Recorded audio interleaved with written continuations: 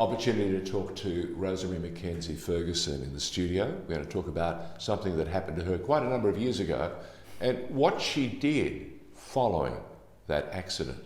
Rosemary, welcome to the studio. Thank you. Now, back in 1997, I think it was, you had a workplace accident. Yes, I did. That really took a toll. Yeah? It was in 94 and yes. 94, 99. Okay. That's all right. Yes, it was quite an event. Quite an event. Yeah. And it left you, what, almost incomplete paraplegic? They tell me I'm what's called an incomplete paraplegic. Wow. Now, how does that manifest? There are times when you can walk with confidence. There are times when you don't feel your legs. How does it come about? It's one of those musculoskeletal type things. The biggest concern I've got actually is the calcium leakage that's surrounding the actual injury site now. And it takes a toll. Yeah, it does. Yeah. What we want to do is we want to talk about something that you did immediately following the accident, and that was along the way of trying to recover. You thought there was another way, and you wrote Craig's Table. Yes, I did. Now, talk to me about Craig's Table, the title first, then tell me what the book was about, or the initiative, or the program. Everyone's fascinated by the title. I would have thought it was a restaurant, Craig's Table. And I mean, when you see the logo and you see the coffee cup, everybody does assume it's. Yes. I wasn't being but out there. The coffee cup is very intentional. Okay, so explain. When you write a program, when you write anything, you get to a point where you put the last full stop in place. You praise the Lord, or you say some. Yeah. In your case, you had a coffee. No. No, but you look at it, and it's quite literally just black ink on white paper. I'm one of these people who actually has to print things out to be able to really understand it and read it. I think it's a generational thing. At the same time I was doing all that, a friend of mine who's also a workers' comp colleague, one of my mentors, and probably one of the people in the world who actually understands and gets what I do. He and his wife had buried their son. Which we're not designed to do, really. Parents aren't meant to bury their children. Yeah, and it's the other way around. It should always be the other way around. Yeah. Anyway, I was sitting at my desk and I thought, and I could see his, the photo on my desk, and I just sent an email saying, I finished the program, can I please name it Craig's Table? So it's homage, it's from memory, after a young man who left us way too soon. Way too soon. And his name was Craig, and he worked in hospitality, hence Craig's Table. Craig's Table, and of course the coffee cup and so on, which stands up. Okay, so talk to us about Craig's Table. What does it actually do? What's it directed at? What's the aim of the program? The aim of Craig's Table is to actually put humanity back into a system that lacks humanity and lacks understanding. Because we actually are all from the injured worker community, we have a workplace injury. We are not our injury. We are still pretty much people who we were before we were injured. Yeah. Battling to get back. Yeah. And we're doing whatever it is that we need to do to get from the start of the day to the end of the day. Does the insurance company, do the medical establishment understand those challenges? No. Yeah. No. Do employers understand those challenges? No. Are they learning? Are they getting Not better at it? Not as fast as I would like them to. Okay. What can we do to help them learn a little faster?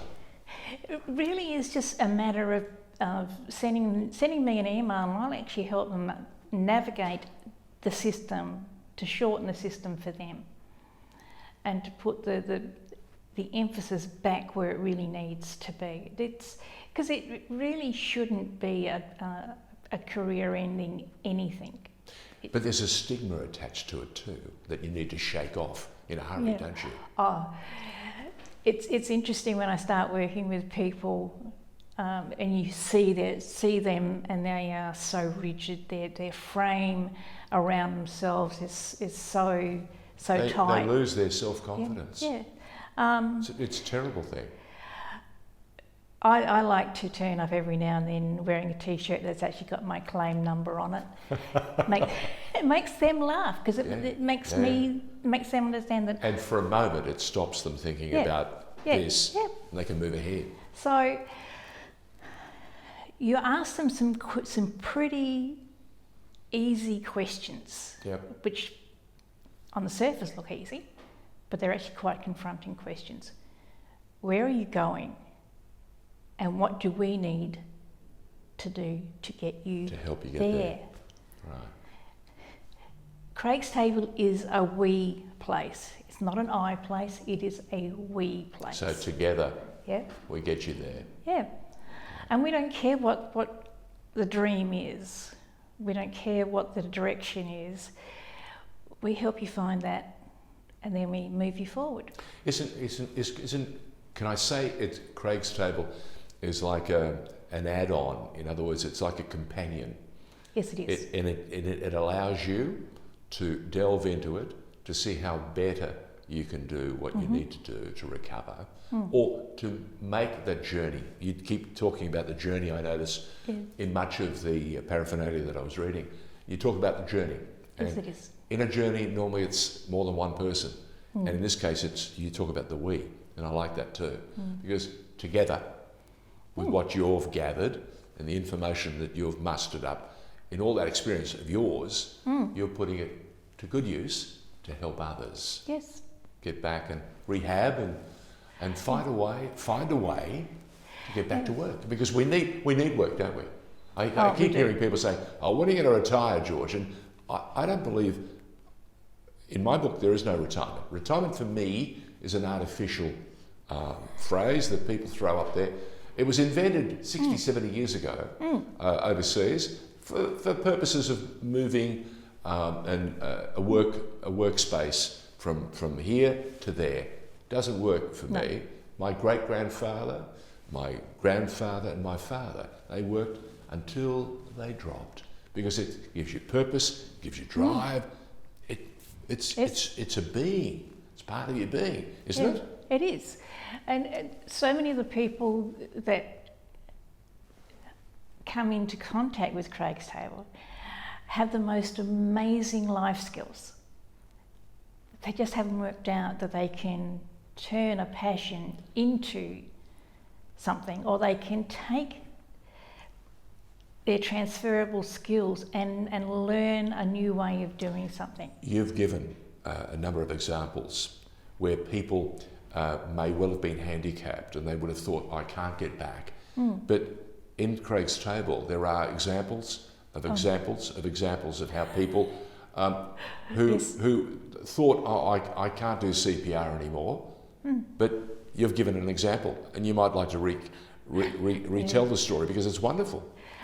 The person actually helped save a child's life. Yes, it did. They didn't do it physically, but they did it by keeping calm and instructing someone else to do it. Yeah. What a fantastic skill and poise. It is. It's what we've done, what Craig's Table done is we put in place training. And it doesn't seem like it's much. Yeah. But one of the trainings we do is we give them their first aid certificate, which is an internationally recognised certificate. Yeah. And they see their name on a certificate and they know they've done that.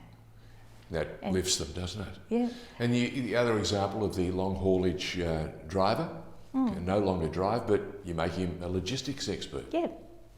Terrific. He knows where all the shortcuts are, all the back roads. He knows. Again, bring those skills and use them in a slightly different fashion. Yes.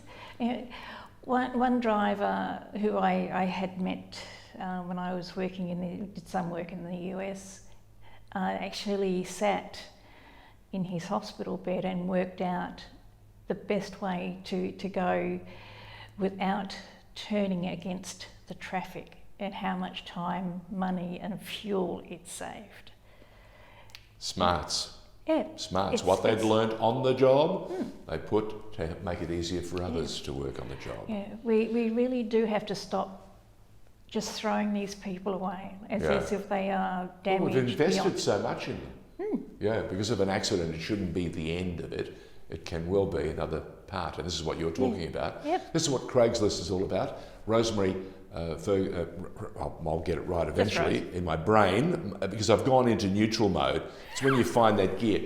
Rosemary McKenzie-Ferguson, and there's an Irish bit in there that fights against and stirs the pot constantly. You're a much sought after speaker. You've travelled the world talking about this, haven't you? Yeah, it's really interesting. I was actually supposed to go back to the States last year. COVID would have caused problems. COVID kind of stopped that, but I was still there because I went via Zoom, which saved a lot of jet lag. But is it the same? I mean, I think seeing you in the flesh in the studio here, I think it's always easier.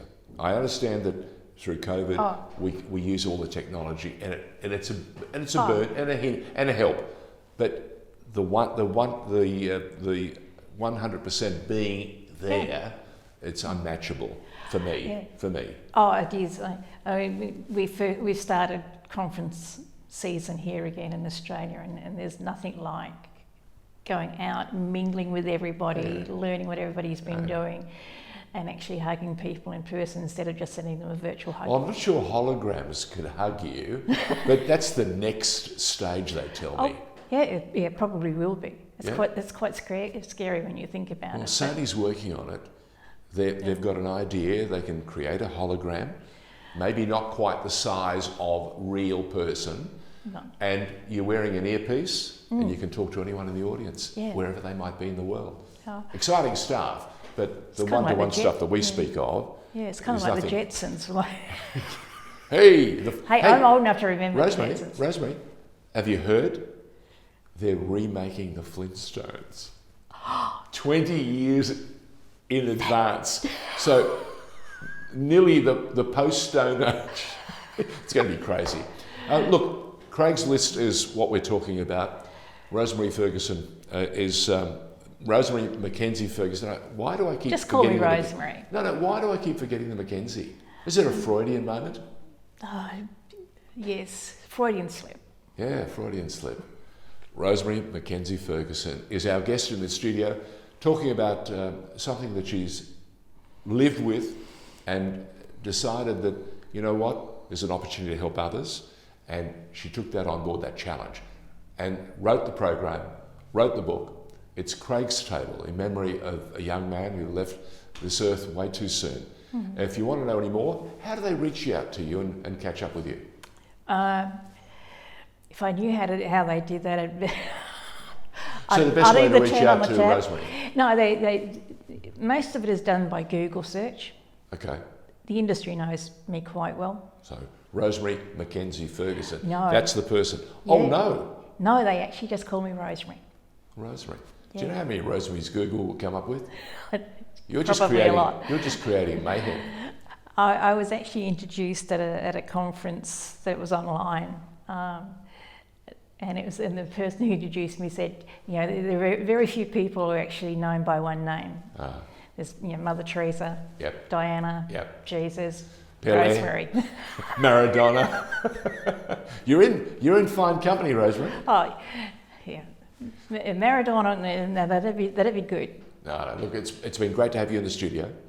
Once again, a tremendous story and living proof that there are many ways to, as they say, skin a cat. You saw an opportunity to help others, and you continue to do that. You've been doing it since 1994. Yeah. Bless you. Thank you. Rosemary McKenzie-Ferguson in the Informer studio. If you want to know more, make sure you look up TheInformer.tv and follow us.